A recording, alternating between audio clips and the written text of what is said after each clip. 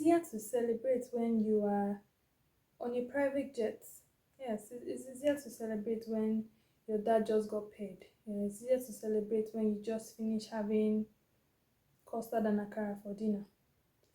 How about the children whose homes have been scattered by flood, whose parents could not even return home because they've been ambushed because of poor security? In a country where all these things can be fixed, and suddenly someone comes out and someone is saying, lamenting seriously about the issues of the country and saying, is it truly democratic? Is it truly independent when we can't even afford our own food? And there's always this voice at the back, they're usually very loud, that would say, you're complaining too much. After all, you enjoyed once. Forgetting that some people in Nigeria do not remember the taste of chicken. Yes, because it's been so long, they have forgotten that people even eat chicken. In fact, people nowadays hardly even eat protein. I'm talking fish, egg, chicken. So how do you explain to those people that we should celebrate democracy and we should be happy with Nigeria? It's one thing to be happy in a place you are staying, and it's one thing to be happy with your life. Sure, they can be happy. Everybody is round the fire, they're roasting corn that they will eat with pear because, well, that's what the farm could produce. There's no chicken around the area. Maybe one has even caught one lizard and roasted, and that's the only meat he can afford or she can afford. And then, how do you explain to those people that they should stay hopeful? Because it's easy to say, oh, stay hopeful. To those of us that have access to the internet, it's easy to say that. And it's easy to serenade us in some way and assure us that there will be hope because we see some news that may never come true, but we have to keep hope alive. How do you explain to people who are so out of touch? No, I would say they are the most in touch with what Nigeria really, really is. People who don't have phones, who are not on Twitter to hear the latest news and hear what happened in Badagry yesterday. People who have just, the only thing they have to do is face their lives, because a lot of us don't face our lives. We wake up in the morning, we pick up our phones, we scroll and we scroll and we scroll, and then because we are seeing things in Hollywood and in Bollywood and in even Nollywood, we think that we are part of the system, not knowing that it's just a facade, right? It's just on your phone. You're not, yes, you might understand some culture of Hollywood and even Nollywood that is in Nigeria here, but it's still out of touch.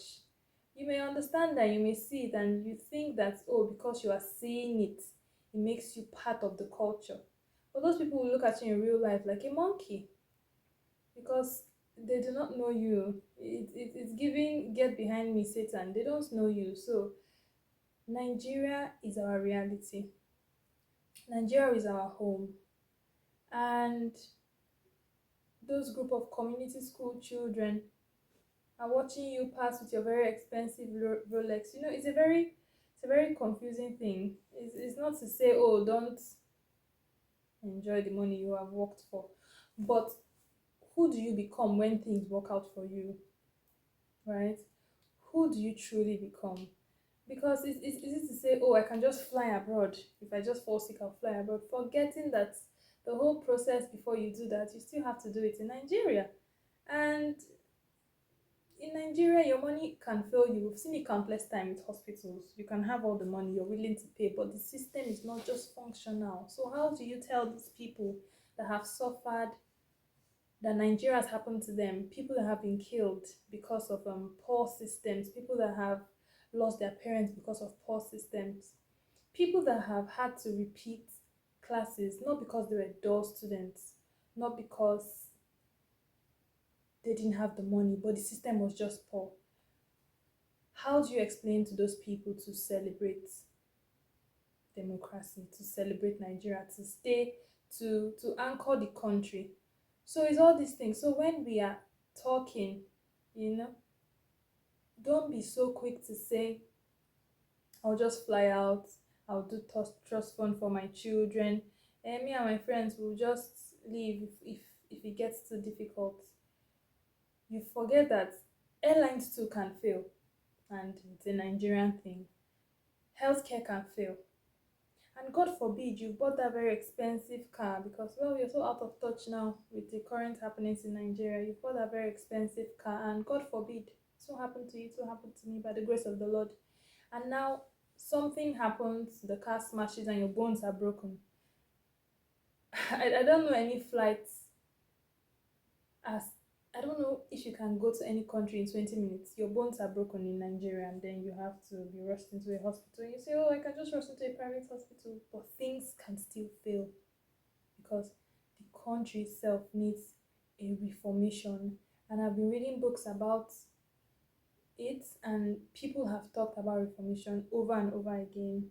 And the good ones that try to help, oh well. So it's really the people until we're able to say, okay, you know what? Human beings, as human beings, are more important than cultural sentiments, are more important than religious sentiments. Then we can really move forward. Because, someone will say, how would you spend such a money on tithes? Or how would you spend so much ridiculous money on building church buildings? But the same person will spend millions on a fabric because it's time to go home. So you have to show your people that you have arrived and you are burning millions making fabrics to showcase your culture. So what's the difference between you and then the man you are pointing accusing hands on, saying he's too religious, he's carrying this thing? If he's not building churches, he could have fed the children on the street. There's no difference between you two. And there's no difference if you're a kind that is indifferent and you're saying these religious people are stupid, these people that believe culture are stupid, but you're still going to buy expensive belongings. You people are the same. So this is not time to start pointing fingers on what we are spending and what not. This is time to say, okay, since no one is claiming the country, in a good way, then the country is mine and yours. So what can I do in my little ways to help? Because what happens many times is that once we run away from the problem, once we are no longer the oppressed, we couldn't care less. And that is why the country is the way it is. I mean, if you don't want to spend, is it person B that wants to spend? So while we also try to, make poems and books about how beautiful Nigeria is, how do you explain the beauty of Nigeria to a boy who has lost his mom to cholera, who has lost his dad to diarrhea due to flood and waste, over waste production? How do you explain to a 7-year-old child that Nigeria has hope and his dreams are valid? How do you explain to him? So these are the issues though. These are the issues. We need to talk about this kind of education. We need to really push it. Okay? And the Lord will help us as always. Chisike.